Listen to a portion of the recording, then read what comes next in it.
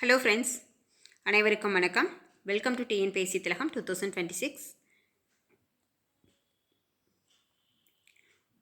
இன்றைக்கி மார்னிங் 10:30க்கு நம்ம திலகம் 2.0 பேட்சில் இருக்க ஒரு சிஸ்டர் எனக்கு கால் பண்ணியிருந்தாங்க.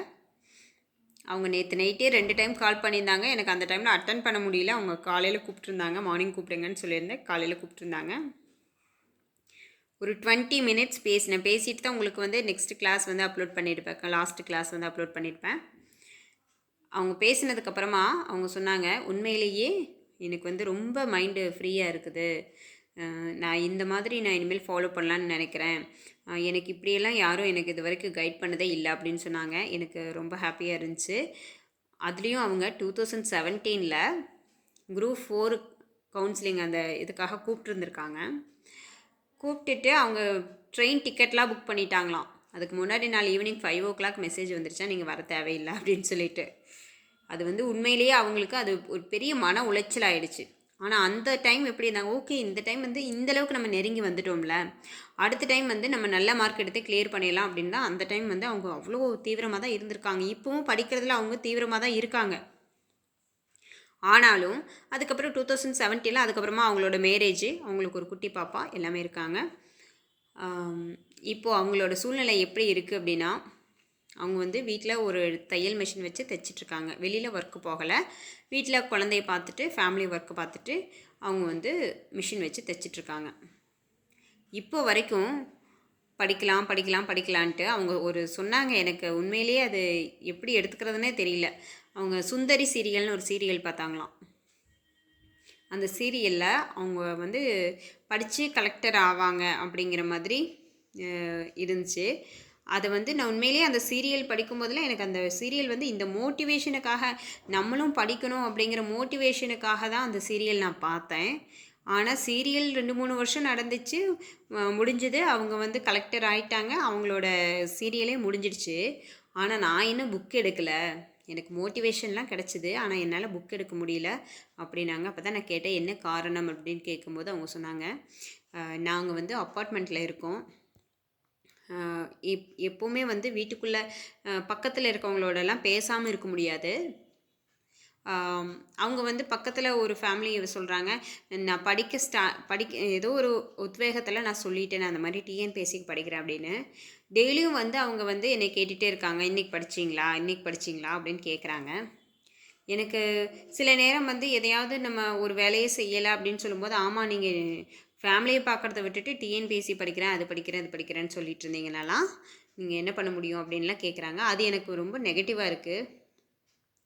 நான் ஏதாவது படிக்கலாம் அப்படின்னு கொஞ்சம் ஃப்ரீ டைம்னால் வாங்க கோயிலுக்கு போகலாம், அங்கே போகலாம், இங்கே போகலான்னு கூப்பிட்றாங்க. நான் அதை அவாய்ட் பண்ணவும் முடியல அப்படிங்கிற மாதிரியெல்லாம் நிறைய பேசிகிட்டு இருந்தோம். ஓகே, எல்லாமே வந்து நம்மளுடைய மனசு கண்ட்ரோல் தான். ஓகே, அவங்க நான் பேசி முடித்ததுக்கப்புறமா ஓகே எல்லாத்துக்கும் எனக்கு சொல்யூஷன் கிடச்சிருச்சு ஓகே அப்படின்னு சொல்லிட்டாங்க. நான் எல்லா ஹவுஸ் ஒய்ஃபுக்கும் ரொம்ப இது யூஸ்ஃபுல்லாக இருக்குன்னு தான் இந்த வீடியோ கொடுக்குறேன். என்னோட பாயிண்ட் ஆஃப் வியூவில் நீங்கள் ஃபஸ்ட்டு ஹெல்த்துக்கு இம்பார்ட்டன்ஸ் கொடுங்க. அவங்கக்கிட்ட பேசினதை நான் ஓவராலாக உங்களுக்கு என்ன அப்படிங்கிறத சொல்கிறேன். நீங்கள் ஃபஸ்ட்டு ஹெல்த் வைஸ் வந்து இம்பார்ட்டன்ஸ் கொடுங்க. அடுத்தது பாருங்கள், நான் பேசிகிட்டு இருக்கும் போதே என்னோடய டாட்டர் வந்து எனக்கு பிஸ்கட் கொடுத்துட்டு போகிறாங்க. சரி ஓகே ஹெல்த்துக்கு வந்து ஃபஸ்ட்டு இம்பார்ட்டன்ஸ் கொடுங்க. உங்களால் மார்னிங் வந்து நீங்கள் எந்திரிக்கிற டைமுக்கு ஃபஸ்ட்டு நீங்கள் எம்டி ஸ்டொமக்லேயே வீட்டு வேலைகள்லாம் செஞ்சிட்ருக்காதீங்க. ஃபஸ்ட்டு ஒரு ஹாட் வாட்டரோ ஏதோ ஒன்று குடிச்சிட்டு, அதுக்கப்புறமா உங்களால் ஒரு காஃபியோ டீயோ நீங்கள் என்ன பூஸ்டப் பண்ண முடியுமோ அதை பண்ணிவிட்டு அதுக்கப்புறமா வேலைகள் செய்யுங்க. எம்டி ஸ்டொமக்லேயே ரொம்ப நேரம் இருக்காதீங்க. அதே மாதிரி ஃபேமிலியை கொஞ்சம், அதாவது ஃபேமிலிக்கு தேவையான கிச்சன் ஒர்க் ஆகட்டும், வீட்டை கொஞ்சம் நீட் பண்ணி வைக்கிறது எல்லாமே பண்ணி வச்சுடுங்க. ஏன்னா இந்த வேலைகளையெல்லாம் வச்சுட்டே ஒரு பாத்திரம் கழுவாமல் வீட்டை க்ளீன் பண்ணாமல் வச்சுட்டு நீங்கள் போய் படிக்க உட்காந்திங்கன்னா உங்களுக்கு மைண்டு ஃபுல்லாக அந்த அவங்கக்கிட்ட பேசின அதை வச்சு நான் உங்களுக்கு ஓவராலாக இதுதான் அப்படின்னு சொல்கிறேன். ஓகேங்களா, மைண்டு ஃபுல்லாக உங்களுக்கு அந்த இது வேலையில் இருக்குது. யாராச்சும் அவங்க சொன்னாங்க, அந்த மாதிரி பாத்திரம் இதெல்லாம் இருக்குது, வீட்டு வேலைகளை பெண்டிங் இருக்குது அப்படிங்கும்போது தான் சரி போய் உட்காந்து படிக்கலாம், அப்புறமா நம்ம வந்து செஞ்சுக்கலாம் அப்படின்னு போய் உட்காரும்போது தான் யாராவது வீட்டுக்கு உரம்பரை வந்துடுறாங்க. எனக்கு ரொம்ப சங்கடமாக இருக்குது அப்படின்லாம் சொன்னாங்க. அதுக்கு தான் நான் என்ன சொல்லிட்டேன், நான் வந்து ஆல்ரெடி சொன்னதை வச்சு ஃபாலோ பண்ணிகிட்ருக்காங்களாம். ஹெட்ஃபோன் காதில் போட்டுட்டு அந்த வீடியோவில் 2-3 டைம் கேட்கும்போது உண்மையிலேயே நான் இவ்வளோ நேரம் படிச்சிருக்கிறேன், இவ்வளோ நேரம் விஷயத்த காதில் உள்வாங்கிட்டு இருந்திருக்கேன் அப்படிங்கிறது எனக்கு உண்மையிலேயே ரொம்ப ஆச்சரியமாக இருக்குது. ஒரு 2-3 நாள் வந்து நான் ஹெட்ஃபோன் காதில் போட்டுட்டு உங்களோட வீடியோவை கேட்டுகிட்டே நான் பாத்திரம் கழுவுறது, வீடு கூட்டுறது எல்லா வேலையும் பண்ணினேன். இப்போது ஆட்டோமேட்டிக்காக வந்து அந்த க ஹெட்ஃபோன் காதில் போட்டால் தான் இந்த வேலைகள்லாம் டக்கு டக்குன்னு எனக்கு முடிக்கிற மாதிரி இருக்குது. இந்த தகவல்களை கேட்டுகிட்டே வீட்டு வேலை செய்யும்போது அது வீட்டு வேலை வந்து ஒரு பெரிய விஷயமா எனக்கு தெரியல அப்படின்னாங்க. 2 நாளாக இதே மாதிரி ஃபாலோ பண்ணுறேன். எனக்கு ஃப்ரெஷ்ஷாக ஃபாலோ பண்ணுறதுக்கு ஒரு வாய்ப்பு கொடுத்துருக்கீங்க. நான் ஏற்கனவே பேட்ச்சில் ஜாயின் பண்ணி ஃபாலோ பண்ணாலும் இந்த 2 நாளாக தான் நான் உண்மையிலேயே படிக்கிறேன், உண்மையிலேயே இதே மாதிரி கொண்டு போங்க அப்படின்னு சொல்லியிருந்தாங்க. அதெல்லாம் பேசிகிட்டு இருந்தோம். நான் ஏன் சொல்கிறேன் அப்படின்னா, வீட்டு வேலைகளை பெண்டிங் வச்சுட்டு போய் படிக்கிறேன் அப்படின்னு புக் எடுத்து உட்காந்திங்கன்னா உங்களுக்கு அந்த வேலைகள் மேலே தான் கான்சன்ட்ரேஷன் இருக்கும். அதனால் அவங்க ஃபாலோ பண்ணுற மாதிரி நீங்களும் பண்ணிக்கோங்க. ஹெட்ஃபோன் காதில் போட்டுக்கோங்க. விஷயங்கள் அதாவது வீடியோ கேட்குற தகவல்களை எல்லாம் நீங்கள் உள்வாங்கிக்கிட்டே வீட்டு வேலைகளும் செஞ்ச மாதிரி இருக்கும். எல்லா பாயிண்ட்டும் கரெக்டாக உள்ளே இறங்கிக்கிட்டே இருக்கா, ஐயோ இதோட பாஸ் பண்ணி மறுபடியும் முதல்லேருந்து ஓரலாக ஒரு டைம் கேளுங்க. அடுத்து 2வது டைம் வந்து கேட்கும்போது உங்களுக்கு வந்து விஷயங்கள்லாம் அண்டர்ஸ்டாண்ட் ஆக ஆரம்பிச்சிடும். 3வது டைம் அதில் மிஸ் பண்ண கண்டென்ட் எல்லாம் ஒரு வீடியோ கேட்கும்போது இந்த பாயிண்ட் வந்து அந்த டைமில் நம்ம வேறு ஏதோ கான்சன்ட்ரேஷனில் இருந்திருக்கோம் அப்படிங்கிறது உங்களுக்கு தோணும். அடுத்து ஃப்ரீ டைமில் கிடைக்கிறப்ப டக்குன்னு போய் உட்காந்து வீடியோவை கொஞ்சம் ஸ்பீடாக வச்சுட்டு நீங்கள் நோட்ஸ் எடுத்துருங்க. ஓகே, ஃபேமிலிக்கு இம்பார்ட்டன்ஸ் கண்டிப்பாக கொடுங்க. ஹவுஸ் ஒய்ஃபுக்கு நான் சொல்கிறேன். அடுத்தது இந்த ரிலேட்டிவ்ஸ் நம்ம தீவிரமாக உட்காந்து படிக்கலாம் அப்படின்னு ஆரம்பிக்கும்போது தான் மேரேஜ் ஃபங்க்ஷனு, அந்த ஃபங்க்ஷன் இந்த ஃபங்க்ஷன் எல்லாம் கூப்பிடுவாங்க. திடீர்னு வீட்டுக்கு அவங்க வந்து ஆக்சுவலாக எப்பவும் போல தான் நடந்துகிட்ருக்கோம். நமக்கு அது ஒரு வெறுப்பாகும். ஐயோ நம்ம இப்போ தான் புக் எடுக்கலாம்னு நினச்சோமே, இந்த விஷயம் இந்த ஃபங்க்ஷன் வந்துருச்சு, அது வந்துருச்சு, இது வந்துருச்சுன்னு எல்லாமே இருக்க தாங்க செய்யும். இந்த ரிலேட்டிவ்ஸ் கிட்டலாம் பெருசாக நீங்கள் படிக்கிறேன் அப்படின்னு சொல்ல வேண்டாம். நம்மளுடைய வெற்றி தான் அவங்க காதுக்கு போகணுமோ தவிர்த்து நம்ம என்ன பண்ணுறோம் அப்படிங்கிற விஷயம் அவங்களுக்கு தேவையில்லை. சரிங்களா? சப்போர்ட் பண்ணுறவங்களும் இருக்காங்க, பாசிட்டிவாக இது பண்ணுறவங்களும் இருக்காங்க, நெகட்டிவ் கமெண்ட் கொடுக்குறவங்களும் இருக்காங்க. எல்லாத்துக்கும் எல்லாமே பாசிட்டிவாக கொடுப்பாங்கன்னு சொல்ல முடியாது. அடுத்தது, நீங்கள் ஒரு ஒர்க் பண்ணிகிட்டே படிக்கிறீங்க அப்படின்னா இந்த மாதிரி ஹெட்ஃபோன் காதில் போட்டுட்டு விஷயங்களை கேட்டுட்டு உங்களுக்கு ஃப்ரீ டைம் உட்காந்து புக் எடுக்கிற நேரத்தில் நீங்கள் வந்து கண்டிப்பாக நோட்ஸ் எடுத்துக்க முடியும். சரிங்களா? அதே மாதிரி இது எல்லா வேலைகளையும் முடிச்சுட்டு கிச்சன் ஒர்க்கெல்லாம் முடிச்சுட்டு தான் நான் படிப்பேன் அப்படின்னா அந்த டைம் உங்களுக்கு ரொம்ப கம்மியாக தான் கிடைக்கும். அதே டைமில் வந்து உங்களுக்கு அந்த டைம் நீங்கள் டயர்டாக இருப்பீங்க. இதெல்லாம் முடிச்சுட்டு தான் என்னால் உட்காந்து படிக்க முடியும். ஹெட்ஃபோன் காதில் போட்டுட்டு எனக்கு அது பழக மாட்டேங்குது அப்படின்னா வேணும்னா நான் சீக்கிரமாக முடிச்சுட்டு வந்து அந்த உட்காந்து நான் படிக்க ஆரம்பிச்சிடுவேன் அப்படின்னா வேணால் நீங்கள் வந்து ஒரு ஹெல்த்துக்கு ஒரு நல்ல சப்போர்ட்டிவாக ஏதாவது ஃபுட் எடுத்துக்கிட்டு ஒரு ஜூஸ், ஒரு நெல்லிக்காய் ஜூஸோ ஒரு பீட்ரூட் ஜூஸோ ஏதாவது குடிச்சிட்டு, இல்லை சாப்பாடு ஃபுல்லாக வயிறு ஃபுல்லாக சாப்பிட்டு போய் உட்காந்து படிச்சிங்கன்னா தூக்கம் வரும் கண்டிப்பாக. லஞ்ச் சாப்பிட்டு நீங்கள் உட்காந்து புக் எடுத்திங்கன்னா கண்டிப்பாக தூக்கம் வரும். நீங்கள் இதுவே ஒரு நெல்லிக்காய் ஜூஸு, நெல்லிக்காயும் ஒரு மிளகும் கொஞ்சம் உப்பு போட்டு அரைச்சிட்டு நீங்கள் குடிச்சிட்டு ஒரு 4 நாளைக்கு ப்ராக்டிஸ் பண்ணி பாருங்கள். உண்மையிலேயே ஒரு எனர்ஜெட்டிக்காக இருக்கும். ஒரு லெமன் ஜூஸு, ஒரு பீட்ரூட் ஜூஸ் அந்த மாதிரி குடிச்சிட்டு நீங்கள் உட்காந்து புக் எடுத்து பாருங்கள். அது கொஞ்சம் தூக்கம் வராமல் இருக்கிற மாதிரி எனக்கு ஒரு ஃபீல். இல்லைனா ஒரு காஃபி அதிகமாக அட்வைசபிள் கிடையாது. ஓகே, இருந்தாலும் பரவாயில்ல. இல்லை ஒரு ஹாட் வாட்டரை அதை கடைசி குடிச்சிட்டு உட்காந்து படித்து பாருங்கள். ஃபுல்லாக சாப்பிட்டு உட்காந்து புக் எடுத்திங்கன்னா தூக்கம் வரதான் செய்யும். அதே மாதிரி இது எல்லாமே முடிச்சுட்டு தான் நம்ம உட்காந்து படிக்க முடியும் அப்படின்னா கண்டிப்பாக உங்களுக்கு டைம் பத்தாது தான். அதுக்கு தான் நான் சொல்கிறேன், இந்த வீடியோவை நல்லா ஒரு 2-3 டைம் கேட்டுட்டு அப்புறமா நீங்கள் நோட் பண்ணும்போது உங்களுக்கு உண்மையிலேயே அது வந்து அந்த மறக்கிற மாதிரி பாயிண்ட்ஸை மட்டும் நீங்கள் நோட் பண்ணும்போது அது உங்களுக்கு கண்டிப்பாக இன்னும் கொஞ்சம் மேலும் அது நல்லா பதியும். சரிங்களா? இப்போ இந்த மொபைலை வந்து நீங்கள் எப்படி யூஸ் பண்ணணும் தெரியுமா?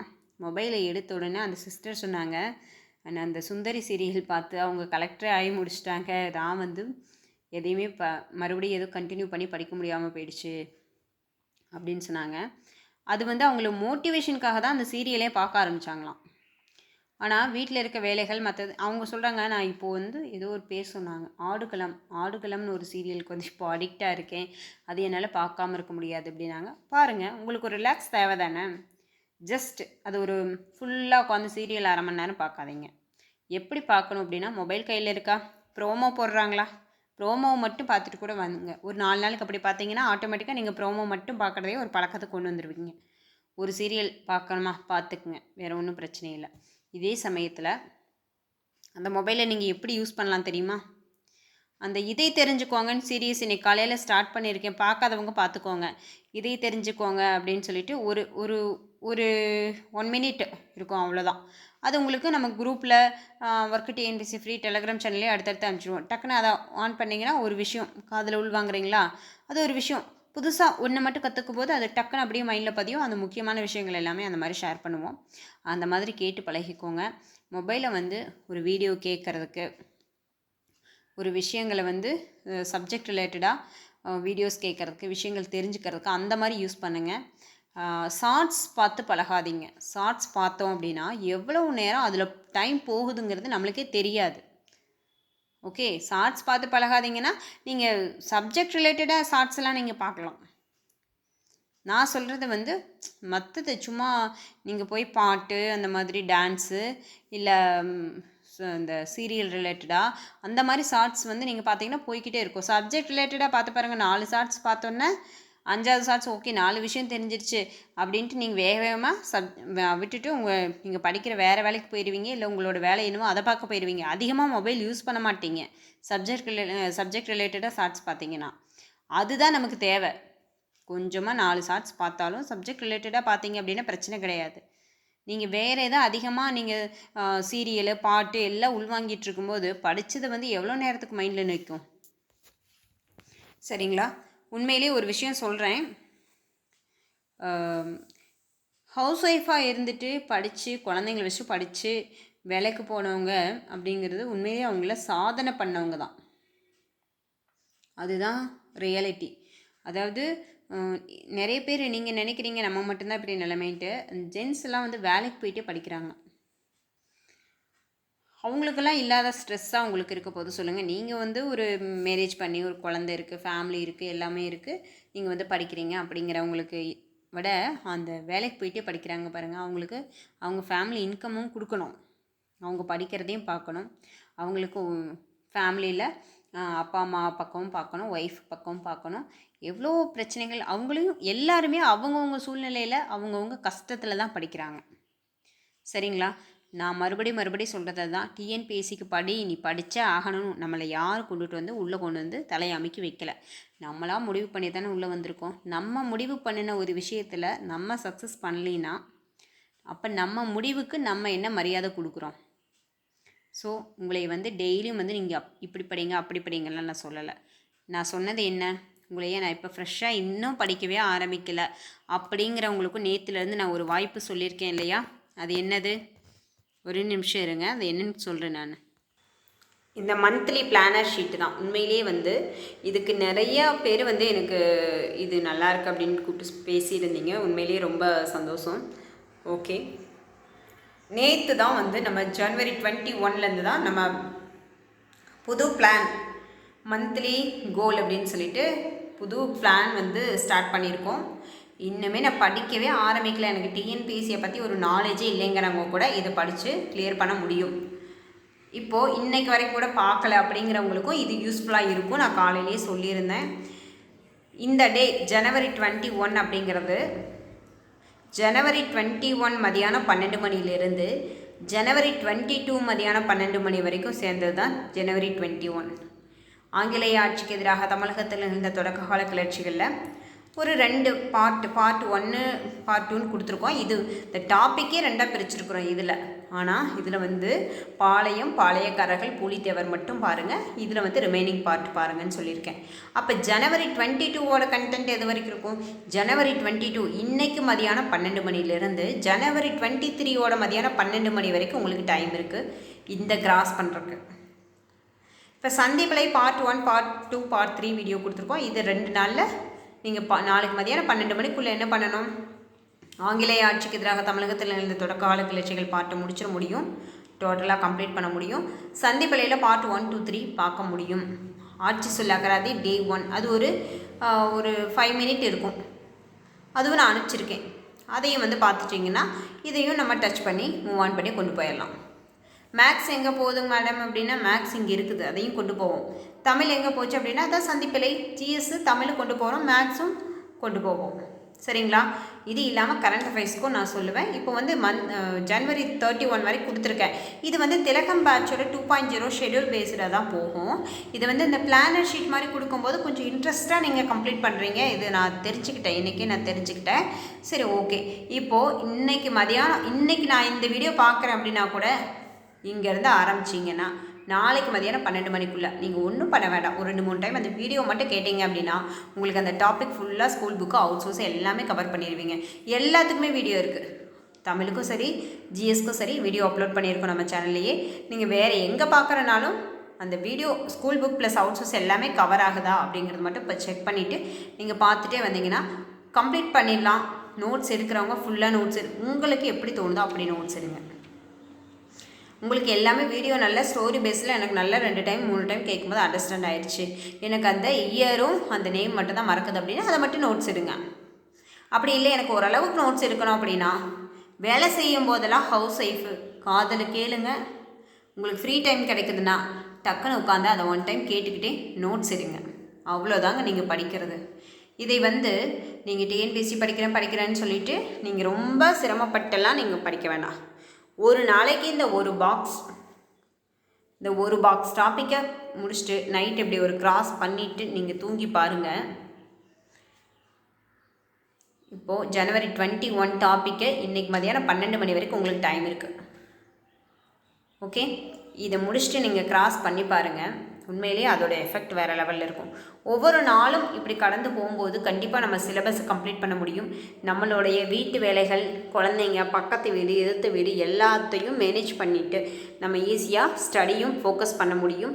நமக்கு இருக்கிற டைம் எனஃப் டைம் இருக்குது, யூஸ் பண்ணிக்கோங்க. Thank you friends. சப்ஸ்கிரைப் பண்ணாதவங்க சப்ஸ்கிரைப் பண்ணிக்கோங்க. கண்டினியூவாக நம்ம வீடியோஸ் வந்துகிட்டே இருக்குது, வாட்ச் பண்ணிக்கோங்க. ஒர்க் டிஎன்பிஎஸ்சி அப்படிங்கிற ஃப்ரீ டெலகிராம் சேனலில் ஆட் ஆகிக்கோங்க. தமிழுக்கு தேவையான அத்தனை அவுட் சோர்ஸு ப்ளஸ் திலகம் 2.0 பேட்ச் ஷெட்யூலுக்கு தகுந்த மாதிரி உங்களுக்கு வீடியோஸ் அதில் கிடைக்கும். மற்றபடி ஒன்லைனர்ஸ் எல்லாமே பேட்சில் தான் கிடைக்கும். Thank you friends.